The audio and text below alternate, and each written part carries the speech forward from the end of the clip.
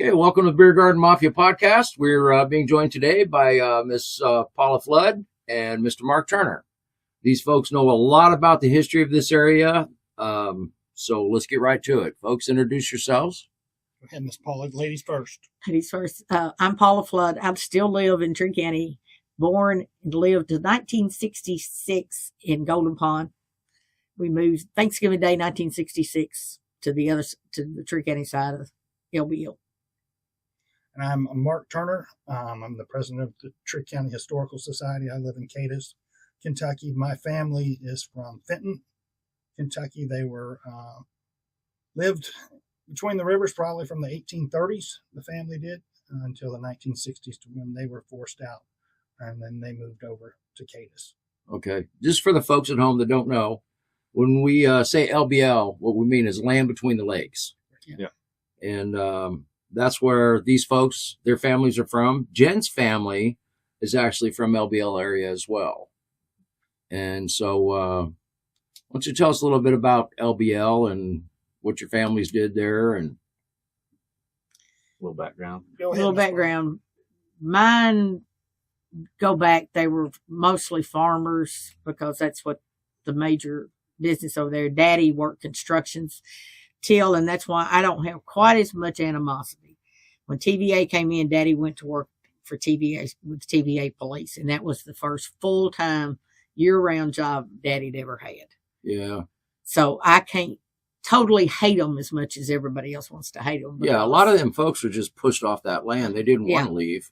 Yeah. But they were forced out. I mean, it was used as eminent domain. The only time it's ever been used that way in history. Yeah, it's terrible what they did to them folks.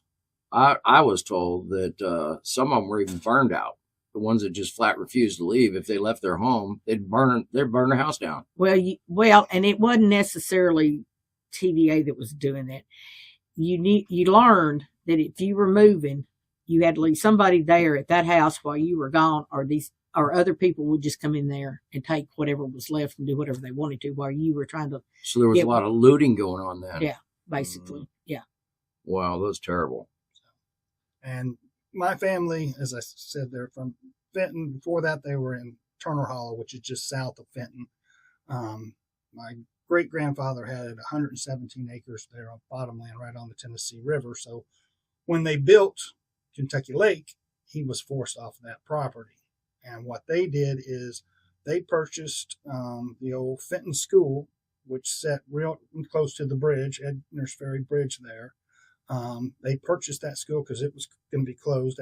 All the kids were going to Golden Pond. They moved it about 100 yards east and made a home and a store out of it. So my great-grandparents lived there until, I guess, my great-grandfather died in 57, but my great-grandmother lived there until it moved her out in 65, 66. My grandparents built a house just a little bit further east on 68 there in Fenton, right on there. Just like her, there's a 4-lane basically going through. But I was fortunate enough with our heritage signs, just actually a week ago today, I put up signs at both of those locations right on 68 where those homes were. Trying to keep people aware of what was there. Right. Correct. Yeah, that's good. I mean, I've spent quite a bit of time out at LBL, and Jen's family has, I believe it's 4 or 5 cemeteries out there. There's over 270 cemeteries between the rivers. And there are 4 Yeah, heathens. and some of those people had been there since the 1700s. Yeah. Correct. You know, so some of them people were on that land before America was even America. So, yeah. I mean, that's a long time. So, I mean, if you look up in Lyon County, David Nickel is one of the most known people up there. He has family records of the land was given to his family for the Revolutionary War. Wow. That was how he was paid for his service in the Revolutionary War. It was a land grant. Wow. And he still has all that. And that was all written out of Virginia because it was still Virginia at that time. It wasn't Kentucky yet. It was Kentucky County at that time.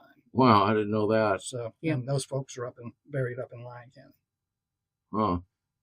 So, but I mean, it's not just there. I mean, all through that was land that was given to former soldiers because they couldn't pay, they didn't have money to pay them, so they had land, and that's what Yeah. they gave them. Right. It was So they all- gave them land. All originally done off of land grants. Yeah. Wow. So that's how most of the people got that land out Yeah. there. Originally, yep. So the government gave it to them for pay and then took it from them. Yeah, essentially. 100 years later, yep, that's exactly right. Yeah, a lot of people think that only Indians had their land taken, but a lot of white folks did too. I mean, they did the same I thing. mean, the government treats everybody equally. They just take what they want when they want it. Yeah. Well, Tree County got hit hard twice because they took that excuse me, that whole hunk for Fort Campbell. See, that half of Fort Campbell was in Tree County. So they got hit with Fort Campbell first, and then they took the LBL stuff from them second. 41% of Tree Tree County. County is owned by the government, either the state or federal government. So Wow. that's 41% of your county that you aren't pulling any tax revenue off of.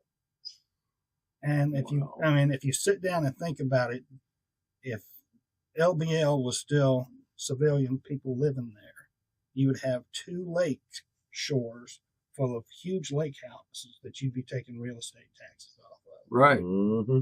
Tree County would be sitting pretty good. You'd be a lot busier. Yeah, that The land, emergency I services. mean, honestly, if that was civilian-owned land, it'd be worth a fortune. Oh, Yeah. And I don't believe the government paid a fortune to get it. No, No, they didn't. You want to explain to them how that went? Oh, they just sent a guy in here. He walked through and he said, "I'll give you $100." And if you didn't take the $100, the next go round it was 50, and the next go round it was 25. The next go round it didn't matter. So basically, people learned very quickly. Like, that you just had to take what You you first took the offer. first off because it only got worse Worse. from there. Mhm.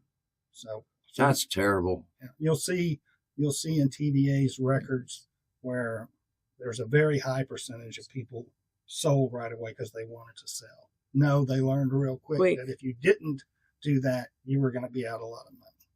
Right. So it was basically take our offer, we'll cut it in half and still force you off the land. Yeah. Wow. Yeah, that's horrible. Our government's done a lot of horrible things, and all that down there in LBL is one of them.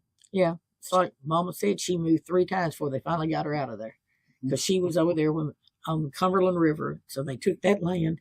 They moved up where they made the National Wildlife Refuge the second go round. And then she and Daddy got married. They moved up there on 68. And so that got that one. So it took 3 times, but they finally moved her out. Wow. Now you And a lot of them were like that. Uh-huh. You'd mentioned these signs. Do you Right. want to elaborate a little more? Maybe share some of them with everybody watching, Sure. just to give them a little more context into what we're doing. What we're doing is finally people have been wanting to do this for 60 years going Yeah. on. When they were forced everyone to move out, people started wanting to be able to put up a sign to say this family lived here, I lived here. Mm-hmm. TVA's rule was the only signs that could be placed were government placed signs, so no one could ever do that. And when the Forest Service took over, they basically just kept that rule. What sort of kicked this off again was there is a monument over on the Barclays side of LBL to a can't remember his first name now. It's Reverend Cunningham. It may be Jonathan Cunningham, who taught Albert Barkley to read and write, and that he lived at that location at one time. And so a group of folks put that monument in there. A little later, someone put up a sign on a 4x4, basically saying this was the Allen family home location, and the last people who lived here were such and such. I had been told about this by my cousin, Trisha Allen, how forever. She had shown me pictures. And so one day I finally got my butt out and I went over there and saw it, took pictures of it and everything. Probably a month later, I was out with JB Oakley. He was showing me places, and I had told him about this, and he said, "Oh, I want to see that sign and the monument. I don't remember seeing it." So we drive down that road and we get there, and the monument's there, but the sign had been chainsawed. At the very bottom, sign was gone. All there was what was in the dirt. So I reached out. I texted Jim McCoy, this area supervisor, letting him know what I found, and I put it on Facebook to the Between the Rivers group. And when I did that, I think several other people called Jim McCoy as well. including the people who had put the sign there. He quickly got to the bottom of who had done it. Basically, it was one of the workers there, and they were just going by the old rules. They were not really aware that they weren't supposed to no longer cut those down. So he corrected that. The sign was put up within a week, back up. And then he got with his heritage group, Chris Thornock and Carl Fagans, and said, we need to figure out a way that people can have signs for their home sites. That was a few years ago, and through our partnership with the Historical Society, and then also working through the Cemetery and Heritage Committee, we finally got that done. So folks can now get a sign for their home place or store, school. We put them up at churches. And it's not, we're just going to do this for a while. It's going to be a continuing project. So there is no deadline. So, folks, and as I said, if we don't get a lot of it done right now, you get one generation under Spencer and I, they don't really remember. My little brother was 6 years old when we moved. I mean, the history would be gone without the history's going to be gone. Yeah. They no longer teach it locally anymore. Yeah. So even the kids at school don't know about it. Now I will give Jim McCoy credit. He's working with the school system, or his LBL association is working with the school system to get the school trips back over there to go to the nature station and in the planetarium and all of that, where those programs had all stopped too. Right. Yeah. They really need to get a lot of folks like yourselves that do know their actual history, get that recorded. Yes. So, we're all getting older. None of us going to live forever. No. And once the older folks are gone, unless it's recorded, their stories are recorded, that's lost history. Yeah. That's one other thing the Historical Society is working on is the oral histories. Yeah. We've been doing interviews. Jim Wallace he's Mr. Golden Pond. I've done many interviews with Coach, and so I'm actually working with him now on 2 signs for his home site there in Golden Pond, and then also for the Sunset Inn, which is a restaurant there right in Golden Pond, right on 68. That all the girls back then worked at some point in time when they were growing up. Yeah. If they didn't work there, they worked at the Holiday Restaurant. Yeah, depending on which side end of there you were. Yeah. So, and other folks, her aunt Retta Ballantyne has vast knowledge about it. And plus, she worked for TV. How long did she work for TVA? 32 years. 32 years. She was there from the beginning to the end. So she's probably a wealth of knowledge. She was there. TVA called him a librarian, but it was actually a historian. And she had filing cabinet after filing cabinet they had done with all this stuff in it. And unfortunately, when Forest Service came in, they had no clue what it was. They got a dumpster. They rolled filing cabinet and all out of the dumpster. Oh.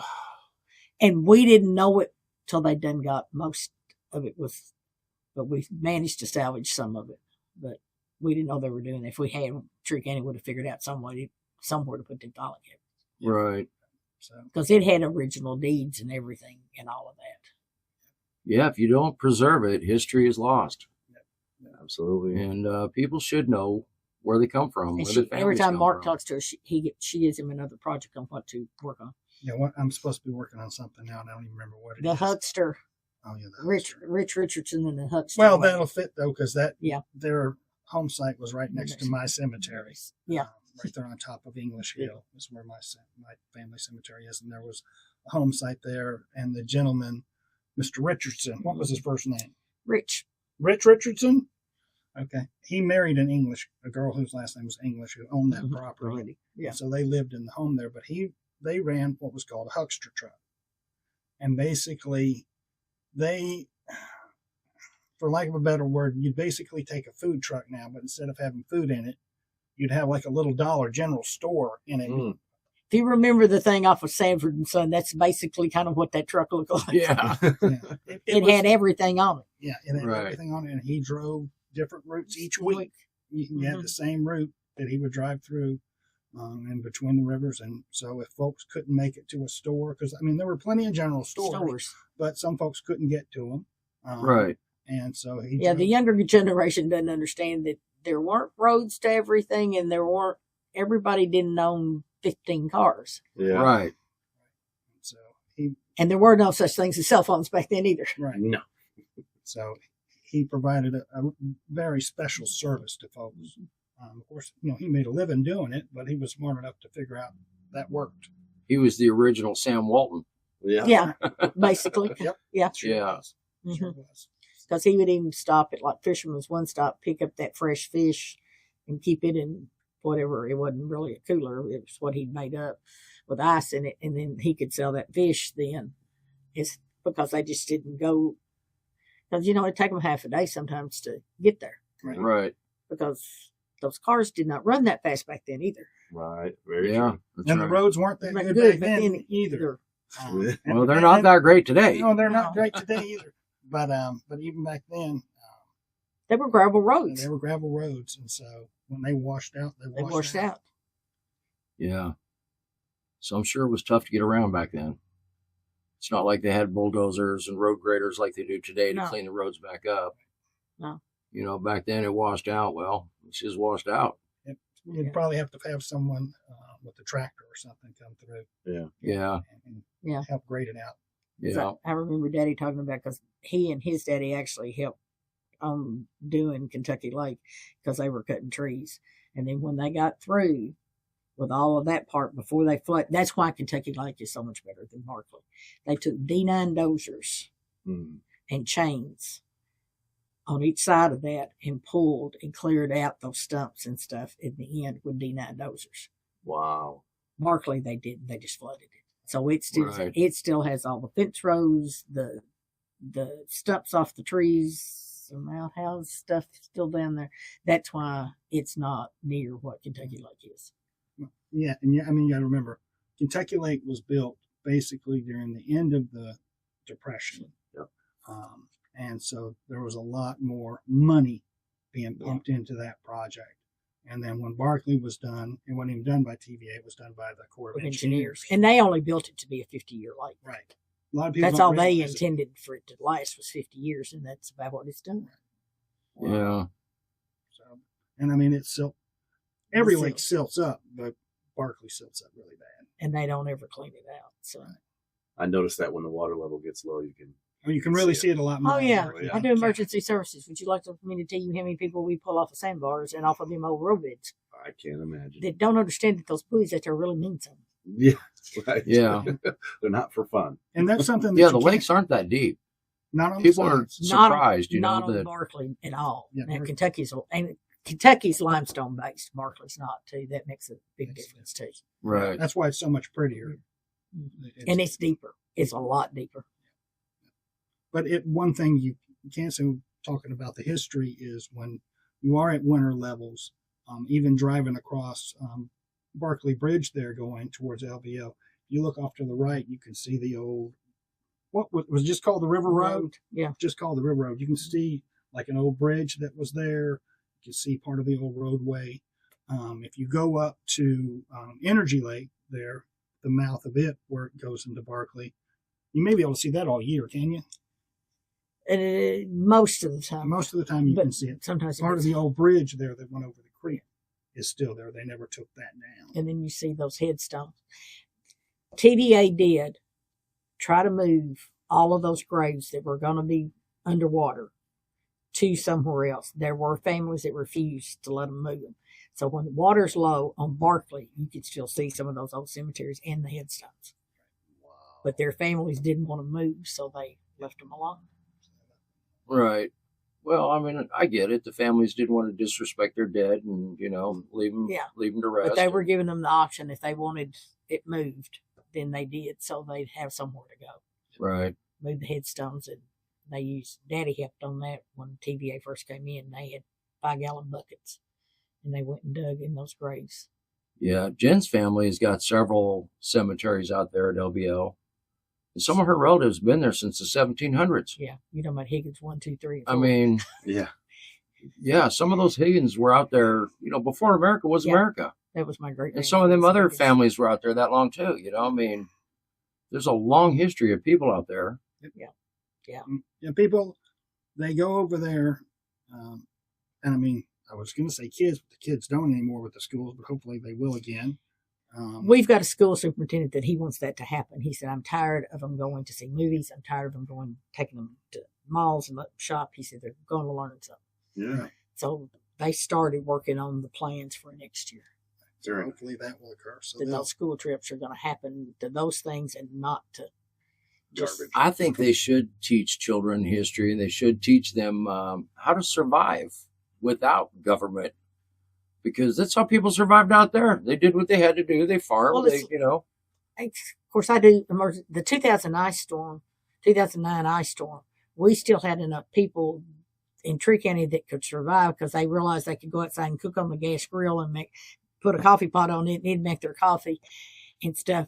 Now, I'm not sure what we do because we got so many. Most of these kids, if they lost their phone service, now they was bad enough they would be in a panic. Yeah, the 2009 storm taught them a lesson because they cut that AT&T line in two at Paducah.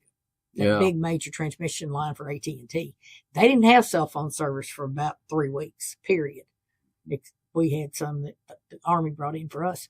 But you talking about some kids I thought were going to go bonkers because they couldn't get on their phone. Oh, no. Yeah. Go end play. of the world. We had adults that I thought were going to go bonkers because they couldn't get on their phone.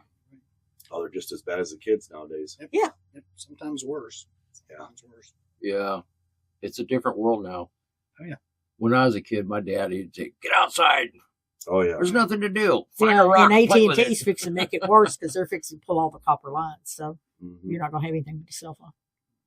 Yeah. But speaking of education, when did they start the Echoes book, Paula? 75 or 76. I can't remember So exactly. in the late 70s at Tree County High School, correct? Yeah. Was it the Yeah, it seniors? was Nancy Perkins's English classes. Yeah, they were seniors. They had a project each year where they would go interview folks. One of the books was All Between the Rivers. Yeah. So they interviewed people who had lived between the rivers. So they got firsthand knowledge of what they had been through, how they grew up, how they got forced to move and everything. But they did a total of 7 books, I think. 7 books. So there's 7 books that they were doing there in the late 70s, early 80s about the history of Tree County. And they were literally going and speaking to these folks throughout the county to get their personal history. Right. So there was a time when these kids were learning about local history. But in that case, they were learning from an English teacher. Yeah, Nancy Perkins decided that those seniors had had enough of diagramming sentences and all. And by the time they were seniors, if they didn't know all that, they weren't ever going to. So she started that project, and her senior English classes wrote those books. Right. And I mean, we have them at the Historical Society. The library has them there in Cadiz. If anyone doesn't have them but wants to see them. And they still pop up on Facebook, on eBay eBay. ever so often for sale. So we have discussed doing a project of trying to put all 7 of those volumes into one book and offering it to folks. So we may do that in the future. Yeah, that would be good. It'd be real good. Absolutely. Yeah. So was there a history of possible moonshining or anything out there? Donnie Pogue has wrote one lately. Yeah. Have you seen Donnie Pogue's book that he put out last year? No, sir. If I would have thought about it, I'd have brought it. I'm a transplant from Arizona. Okay. Donnie Pogue's poor is not the right word for Donnie Pogue's family. They were beyond poor between the rivers. They were sharecroppers. Yeah. That's what it was. But they made it through. And Donnie, in his book, talks about his family, talks about himself growing up. And then further along, he did a lot of research because he has the actual court cases and everything on people getting arrested and so forth for moonshining and everything. It's not a big book, but it's about that thick, spiral bound. But it has a lot of good information on my grandfather's in it. I learned a little bit about that from him on that. He had the arrest records for that. when he was arrested. If this book that I gave you as a gift, Rennie from Golden Pond, that's my great aunt. She married Lawton Higgins, who, of course, is related. We're all freaking related. It's just, Okay, let's face facts. That's how I always. They did not leave from between the rivers anywhere much, so they all married. Just like I said, my grandmother, Spencer Valentine's grandmother, were sisters. They married brothers. Then if you look at his Valentine's side, half of them married either a Jones or a Higgins. So, right. Yeah, Jen is a Higgins. Yeah. so, And I always tease her. I say, yeah, you brought me from out of state because you needed some fresh blood. Exactly. I mean, it just was what it was in the era that was. Right. And that's Right, what people well- don't understand. You didn't Yeah, I mean, you didn't just, hop up and go to Murray. yeah, that you morning couldn't 'cause just jump in a decided to car go. and drive, 100 miles and find somebody. Yeah. A lot of them folks, they didn't even have horses or mules. They had to walk. So, But yeah, she married a Lawton Higgins, who was a known moonshiner, and then later on stopped making moonshine, but he was a major bootlegger. yes. There in Golden Pond.